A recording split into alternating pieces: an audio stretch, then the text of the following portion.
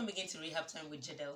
Every human being wants loving relationships, but unfortunately, it's also our number one stress. So let's discuss. Let's find out ways we can be better in our relationships, of course, through knowledge.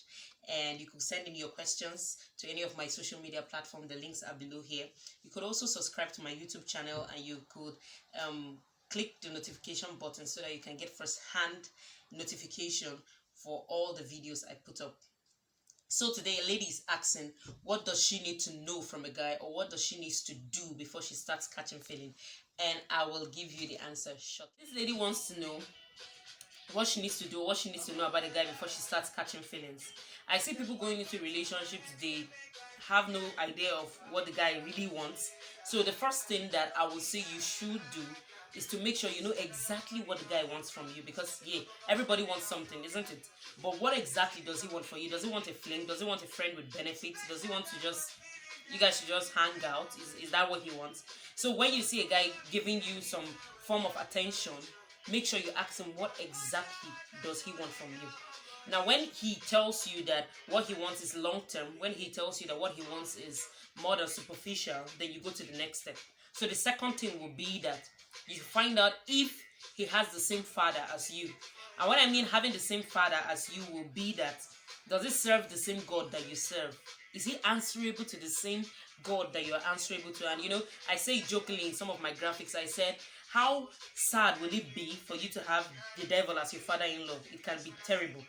So you need to know, is he a born again Christian? If you're a Christian, is he a born again Christian? Does he believe in God? Does he reference and does he fear God? Now when you know that, you move to the third thing. The third thing that you might want to know is his genotype and his blood group. And that means you will need to know that for yourself also. You need to know your own genotype and your blood group. People feel that genotype, you know, for the AA people, they are shouting, they are the ones that are hot cakes and all that. But you need to check your blood group too, because there's something called resource factor.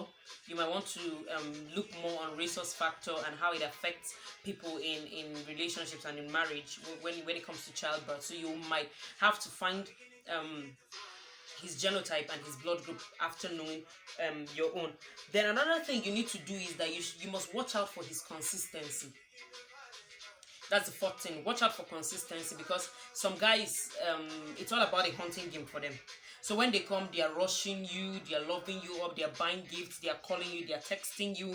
It's almost choking to you. Do you understand? But then when you give them a little more time, you find out whether they're consistent or they're not consistent, because some people just want to immediately when they hit. Of course, when you are hunting, you hit, and then after that it's all over. So make sure that you find out if he is consistent enough. Is he consistent in the things he said that he likes about you? Does he call frequently? Does he still text you? Does he do all those things? So watch out for the consistency, and then before you start catching any feelings. Now the last thing I'm going to talk about, or second to the last, sorry, what I'm going to talk about is talk about sex. Because many people confuse the fact that because you are dating a choir master, or because you are dating somebody from church, or because the guy is a church guy, you've seen him in the ushering department and all that they totally believe that there's no sex in marriage. Because if some people start quoting some scriptures for you on why you should have sex before marriage, since you are in a committed relationship and all that, you'll be shocked. So you must talk about sex. And some guys can tell you, no problem, of course there will not be sex, but then after you start the relationship, it becomes a problem. So make it plain that if sex gets involved, you might likely leave the relationship, and then you see how the guy responds to that. So make sure you talk about sex. I always mention communication several in my videos, and it's because it's very important. So talk about sex. Don't just assume that because the guy is a Christian, he's going to totally just be into the no sex before marriage. Now lastly, what I must talk about lastly is that watch how the guy treats other people. Okay, let's say you guys have gone for a date once or twice, or you've been in church. Let's say it's an usher, you've seen how he treats people, or you guys know each other on a normal basis. Just watch how he treats people, because the way he treats people might be the way he will begin to treat you when the whole hype of I love you, and I want to go out with you gets down. So watch out the way he treats people before you start catching feelings. Don't go all this.